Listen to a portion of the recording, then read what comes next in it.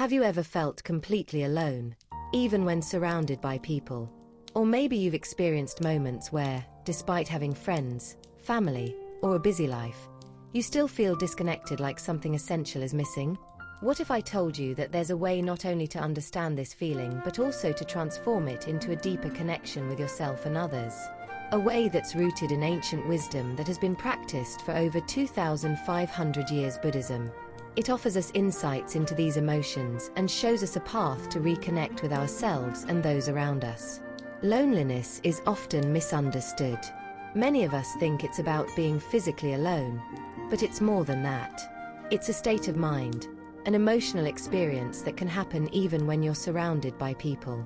It's that aching sense of disconnection, a deep-rooted feeling that no one really understands you or that you're not truly seen.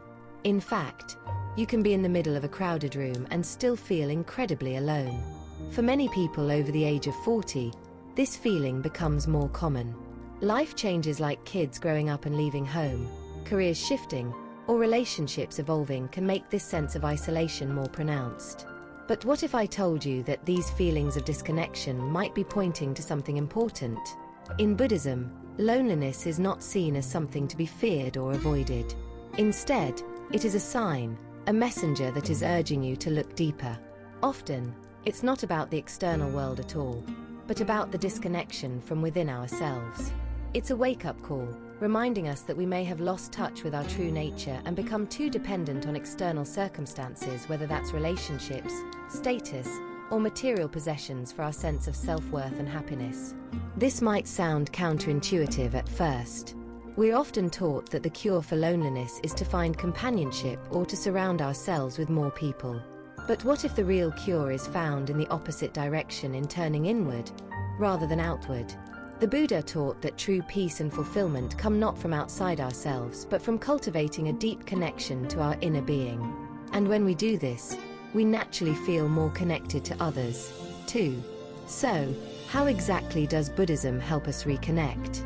It starts with the fundamental understanding of what's known as interconnectedness.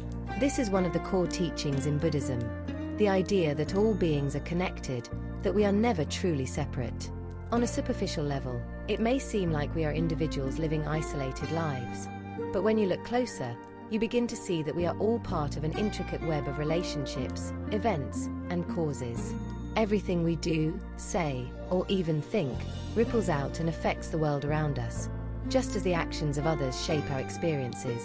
We are part of a larger whole, always interconnected, even when we feel alone. But understanding this on an intellectual level isn't enough.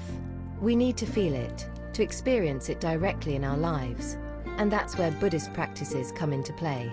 Meditation is one of the most powerful tools for this. When you meditate, you begin to notice how your mind works. You become aware of your thoughts, feelings, and habitual patterns. And one of the things you'll likely notice is how often your mind creates a sense of separation, how it judges, labels, and divides the world into me and them, mine and yours. This mental fragmentation is one of the root causes of loneliness and disconnection. Meditation allows us to see through this illusion of separation. As you sit quietly and observe your breath, your thoughts, and the sensations in your body, you begin to realize that everything is in constant flow. Your breath is not separate from the air around you. Your thoughts are not isolated but influenced by your environment, your experiences, and your interactions with others. Over time, this practice helps you soften the boundaries between yourself and the world, and you start to feel more at home in your own skin, more connected to the life around you. Another powerful Buddhist practice for overcoming loneliness is metta, or loving-kindness meditation. In this practice, you consciously generate feelings of goodwill, first toward yourself, and then toward others. It might sound simple, but it's incredibly transformative. When you sit in meditation and repeat phrases like, "May I be happy," "May I be healthy," "May I be at peace," you're cultivating a deep sense of compassion and care for yourself, which is the foundation for all other connections. Many of us are harder on ourselves than we are on anyone else. We may feel disconnected because we're constantly judging or criticizing ourselves, feeling like we're not enough. Loving-kindness meditation helps soften that inner critic and replaces it with a sense of warmth and belonging. Once you've cultivated loving-kindness for yourself, you extend that same compassion outward to loved ones, friends, strangers, and eventually even to those you may have difficulties with.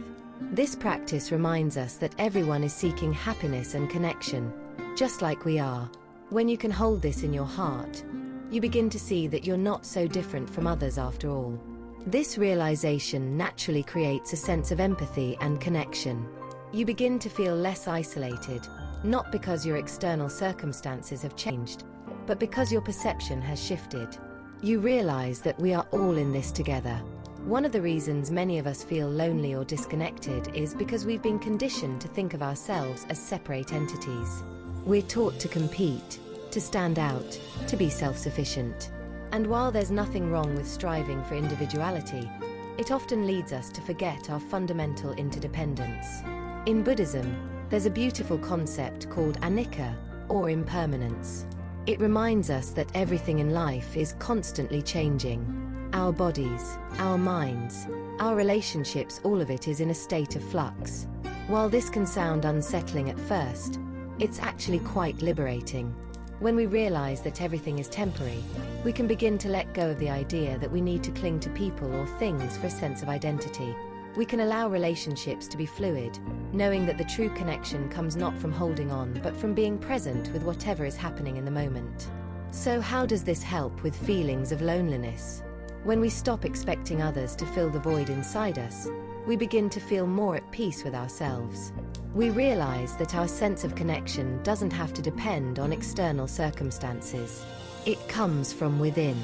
And when we're truly present, whether we're alone or with others, we feel a sense of belonging. The more we practice mindfulness and compassion, the more we realize that we are never truly alone. We are always connected to something greater, whether it's the breath flowing through our body, the natural world around us, or the web of life that ties us to all beings.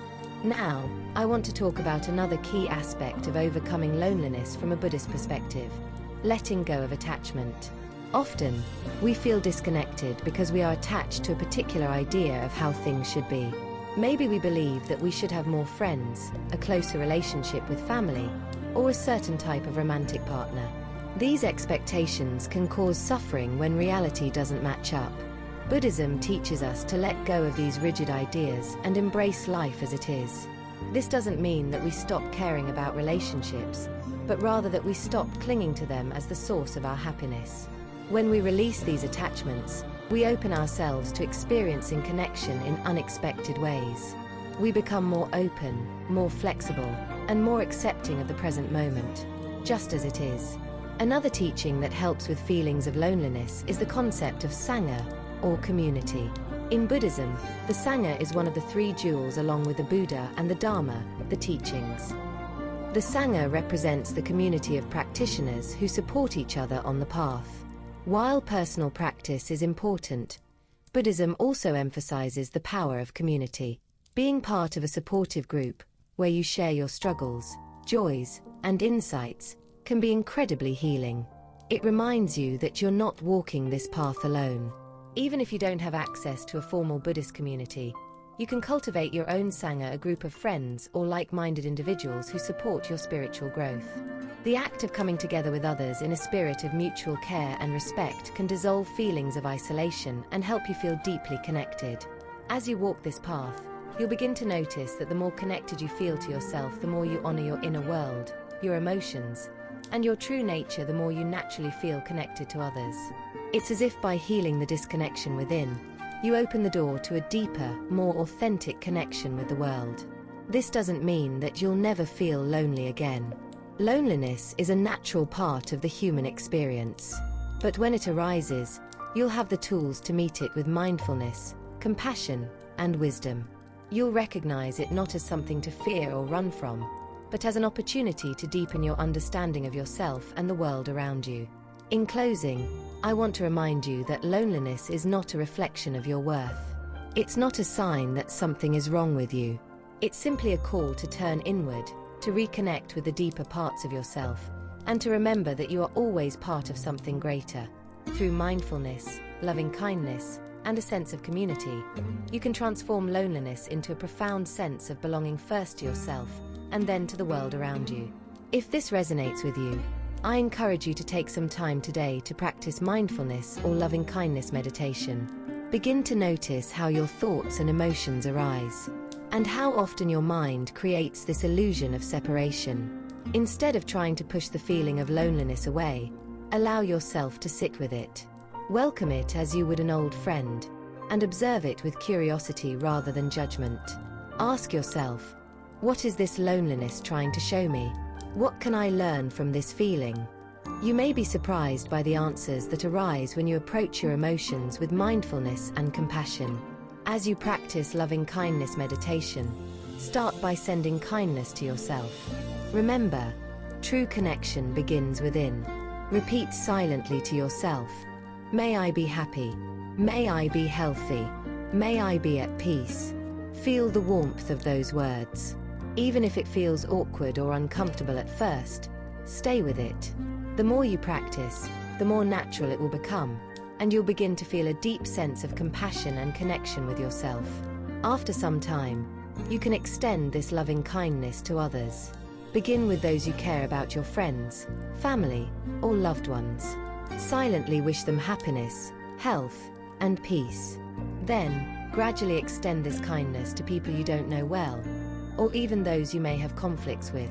This practice helps break down the mental barriers that separate us from others and fosters a sense of connection that transcends circumstances. It's important to remember that connection is not something we can force. It's something we cultivate, slowly and gently, through patience and practice.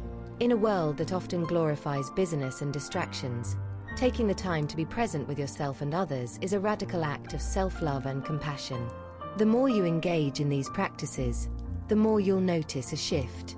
You'll feel more at peace with being alone because you'll know that true connection is always available to you whether you're physically with others or not.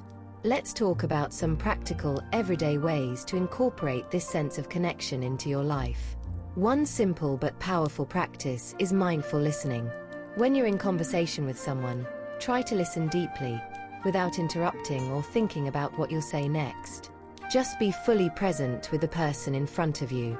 This kind of listening creates a powerful bond, even in brief interactions. It shows the other person that you value and respect them, and in turn, it fosters a sense of connection that goes beyond words. Another practice is to engage in acts of kindness. Small gestures like smiling at a stranger, offering a helping hand, or simply being patient can create a ripple effect of connection. These acts don't need to be grand or elaborate. In fact, it's often the smallest, most genuine gestures that have the greatest impact. When we act with kindness, we remind ourselves that we are part of something larger than ourselves. We begin to see that we are all interconnected, and that even our smallest actions matter. In Buddhism, there's a deep recognition that life is impermanent. Everything is constantly changing: our bodies, our minds, our relationships, and the world around us. This understanding of impermanence can be a powerful antidote to feelings of loneliness. When we recognize that everything is in flux, we realize that loneliness, too, is temporary. It's not a fixed state. Just like happiness, sadness, or any other emotion, it arises and passes away. This realization can help us feel less trapped by our emotions and more open to the natural flow of life. There's also a beautiful teaching in Buddhism known as non-self, or anatta. This teaching invites us to see beyond the rigid idea of a fixed, separate self. It encourages us to let go of the need to define ourselves by our roles, our achievements, or our relationships. When we release this attachment to the idea of who we think we should be, we open ourselves to the possibility of deeper connection because we're no longer trying to prove something or defend an image. Instead, we can simply be present, as we are, in each moment. This kind of openness allows for more authentic and meaningful connection with ourselves and others. I want to leave you with a reminder: loneliness is not your enemy. It's not something to be ashamed of or to hide from. It's simply a signal from your heart that it's time to reconnect first with yourself, and then with the world around you. Through mindfulness, loving kindness, and a deep sense of compassion, you can transform loneliness into a source of strength and wisdom. The journey toward connection begins with a single step. Whether it's through meditation, mindfulness, or acts of kindness, each small effort you make brings you closer to the sense of belonging you seek. You don't have to wait for the perfect moment or the right circumstances to start. You can begin right now, in this moment, by simply being present with yourself and acknowledging that, even in your loneliness, you are never truly alone. So the next time you feel that familiar pang of disconnection, take a deep breath. Pause. Remind yourself that this feeling, like everything else, is temporary. It's not a reflection of your worth or your place in the world. It's simply an invitation to go deeper, to reconnect with the parts of yourself that you may have forgotten or neglected. And as you do this, you'll find that the sense of isolation begins to fade, replaced by a quiet, steady awareness that you are, and always have been, connected to the world around you. Thank you for watching, and I hope this video has given you some insights into how Buddhism can help with feelings of loneliness and disconnection. If you found this helpful, please consider liking this video and subscribing for more content on mindfulness, compassion, and spiritual growth. And remember, true connection starts within. Take care, and I'll see you in the next video.